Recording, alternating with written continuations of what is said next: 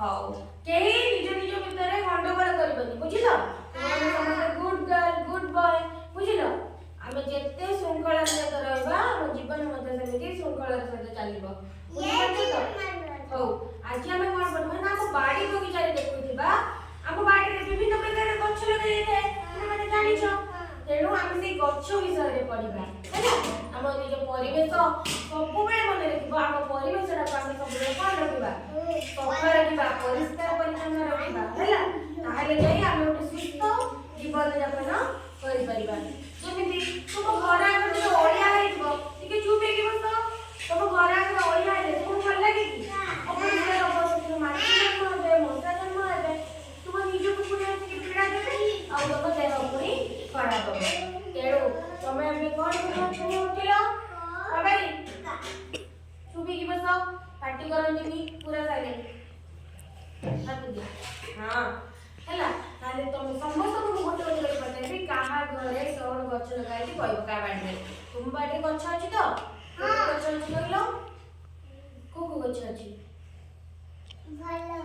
ଭଲ ଗଛ ଅଛି ଗଛ ତ ଆମେ ସମସ୍ତଙ୍କର ଉପକାର କରିଥାଏ ଭଲ ଗଛ ଖରାପ ଗଛ ସେମିତି କିଛି ନଥାଏ କିଛିଟା ଗଛ ଅଛନ୍ତି ଔଷଧୀୟ ବୃକ୍ଷ ହୋଇଥାନ୍ତି ମାନେ ଗଛ ହୋଇଥାନ୍ତି ଆଉ କିଛିଟା ସାଧାରଣ ହେଲେ ମଧ୍ୟ ଫୁଲ ଫଳ ଆମେ ବିଭିନ୍ନ ପ୍ରକାରର ପାଇଥାନ୍ତି ହେଲା ଫଳ ଅଛି କି ଫଳ ଗଛ ଅଛି କହିଲ ହଉ ତମେ କହିଲେ ତମ ବାଡ଼ିରେ କୋଉ ଗଛ ଅଛି ଫୁଲ ଗଛ ଆଉ କିଛି ଗଛ ଅଛି ଆଉ କିଛି ଗଛ ନାହିଁ ନଡ଼ିଆ ଗଛ କଦଳୀ ଗଛ କାହା ବାଡ଼ିରେ ଅଛି ତୁମର ଅଛି ତ ତୁମର କଦଳୀ ଗଛ ନଡ଼ିଆ ଗଛ କାହା ବାଡ଼ିରେ ଅଛି ତୁମେ ମାନେ ସମସ୍ତେ ବାଡ଼ିରେ ନହେଲେ ବିଭିନ୍ନ ସ୍ଥାନରେ କିଛିଟା ଗଛ ଦେଖିଥିବ ବହୁତ ପ୍ରକାର ଗଛ ତମେ ବାହାରକୁ ଗଲା ମାତ୍ରେ ଆମେ ସବୁ ଚାରିଆଡ଼େ ଦେଖିବ କଣ ଗଛ ଦେଖିଥାନ୍ତି ନୁହେଁ କି କୋଉ ଗଛ ସବୁ ଦେଖିଛ ବାହାରେ କହିଲ ବାହାରେ ଆମେ କୋଉ ଗଛ ଦେଖିଛନ୍ତି এই ଆମ ବିଦ୍ୟାଳୟ ପ୍ରାଙ୍ଗଣରେ କଣ ଦେଖୁଛ ତମେ ଆକାଶୀ ଗଛ ରହିଛି ନଡ଼ିଆ ଗଛ ରହିଛି ବିଭିନ୍ନ ପ୍ରକାର ଫୁଲ ଗଛ ରହିଛି କମଳା ଗଛ ରହିଛି ନୁହଁ କି ଆମେ ବିଭିନ୍ନ ପ୍ରକାର ତେଣୁ ଗଛ ଆମର ଉପକାର କରିଥାଏ କଣ ଉପକାର କରିଥାଏ ତା ଗଛ ଠାରୁ ଆମେ ଅମ୍ଳଜାନ ପାଆନ୍ତି କଣ ପାଇଥାନ୍ତି ଅମ୍ଳଜାନ ତମେ ଏବେ ନିଶ୍ୱାସ ପ୍ରଶ୍ୱାସ କରୁଛ ନୁହଁ କି ନିଶ୍ୱାସ ପ୍ରଶ୍ୱାସ ନେଲେ ଆମ ଜୀବନ ଯୋଉଟା ଆମେ ବଞ୍ଚିଛନ୍ତି ଯଦି ଆମେ ନିଶ୍ୱାସ ପ୍ରଶ୍ୱାସ ନ ନେବା ଆମେ ଆଉ ବଞ୍ଚିବାନି ଆମ ନିଶ୍ୱାସ ପ୍ରଶ୍ୱାସ ବନ୍ଦ ହେଇଗଲେ ଯେତେବେଳେ ମଣିଷଟି ମରି ଯାଇଥାଏ ତାର ଅର୍ଥ ହେଉଛି ନିଶ୍ୱାସ ପ୍ରଶ୍ୱାସ ବନ୍ଦ ହେଇଯିବା ତେଣୁ ଆମେ ଯଦି ଗଛ ନ ଲଗେଇବା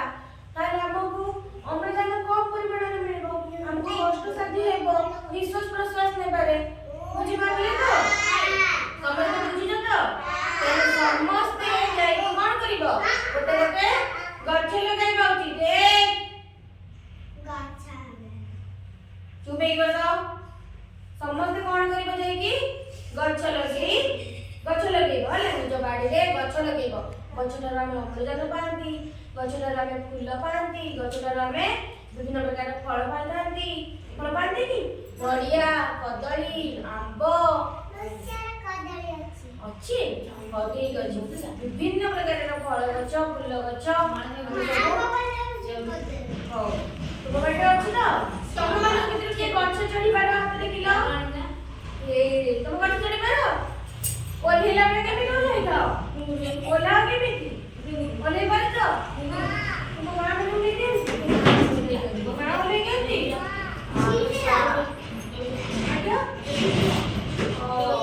ସିଡ଼ିରେ ଚଢ଼ି ଯାଅ ବାପରେ ସିଡ଼ିରେ ଚଢ଼ି ଯାଅ ଯଦି ଓହ୍ଲେଇବ କେମିତି ସିଡ଼ିରେ ବି ଓହ୍ଲେଇ ପଡ଼ ହଉ ତମେ କଣ ପାଇଁ ଉଠିକି ଯାଉଛ ବାରମ୍ବାର ବସ ତମେ ଏଠି ଉଠିକି ଯାଆନ୍ତିନି ଗୋଟେ ଡାଙ୍ଗ ବାଡ଼ି ଆଣିକି ବାଡ଼େଇବେ କି ଆଣିଲ ତ ବସ ତୁମେ ବସ ଭେରି ଗୁଡ୍ ଆଉ ଯିଏ ବି ଏଠି ପାଠ କରିବ ଏଇଟା ଦେଖିଥିବ ବୁଝିଲ ଆମେ ସମସ୍ତେ ଖୁସି ହେଇକି ପଢ଼ିବା ବୁଝିଲ ଭଲ ଭାବରେ ମନ ଦେଇକି ପାଠ ପଢ଼ିଲେ ଆମେ କଣ କରିବା ଭବିଷ୍ୟତରେ ଆମେ ଚାକିରି କରିବା ଆମକୁ କେହି କିଛି କହିବାକୁ ନଥିବେ ଭଲ ପିଲା ହେବା ଚାକିରି କରିବା ଆଗରୁ ଗୋଟେ ଭଲ ମଣିଷ ହେବା ଦରକାର କଣ ହେବା ଦରକାର ଗୋଟେ ଭଲ ମଣିଷ ହୋଇ ସମାଜରେ ଛିଡ଼ା ହେବା ଉଚିତ ହେଲା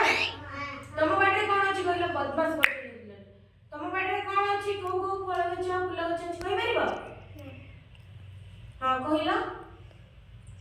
ହଉ ଠିକ ଅଛି ଆମେ ଆଜି ପଢିଲେ ଯେ ଗଛ ଠାରୁ ଆମେ ଅମ୍ଳଜାନ ପାଆନ୍ତି ଆମ ବାଡ଼ିରେ ଚାଲିଥିବା ବିଭିନ୍ନ ପ୍ରକାର ଗଛ ତେଣୁ ତମେମାନେ ସମସ୍ତେ ତମ ବାଡ଼ିରେ ଯୋଉ ଗଛ ଅଛି ସେଥିରେ ପାଣି ଦବ ହେଲା ଗଛ ପାଣି ପାଇଲେ କଣ ହବ ବଢିବ ଆମକୁ ଫଳ ଦବ ଫୁଲ ଦବ ହେଲା ଗଛ ଠାରୁ ଆମେ ଅମ୍ଳଜାନ ପାଇଥାନ୍ତି ତେଣୁ ଆଜିଠାରୁ ସମସ୍ତେ ମା ମାନଙ୍କୁ ଯାଇକି କହିବ ତୁମମାନଙ୍କୁ ଗୋଟେ ଗୋଟେ ଗଛ ଦେବେ ତୁମ ବାଡ଼ିରେ ଗଛ ଲଗେଇବ।